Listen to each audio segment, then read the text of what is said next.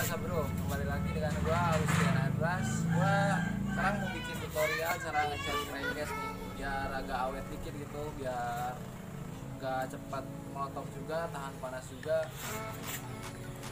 Ini kalau ngecat krengkes tuh kebanyakan orang pakai epoksi doang ya, cuman gua enggak. Sekarang gua mau ngasih tipsnya tuh pakai ini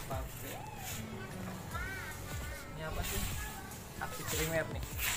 Bisa lihat ini aktif priemer pakai nippon. Ini hardernya,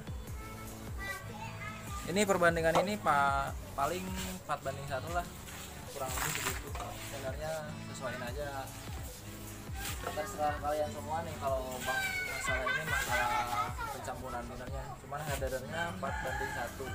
Bisa lihat di tutorial di sini.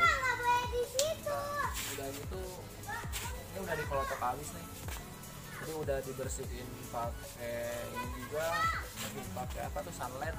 Sebelum dicat sunlight dulu, dibersihin dulu lah biar gak ada kotoran juga. Kalau masih ada kotoran sama aja, masih dapat kekelupas juga. Langsung kita pengecatan aja. Ini kebetulan udah di ini nih, udah di close pakai priemer.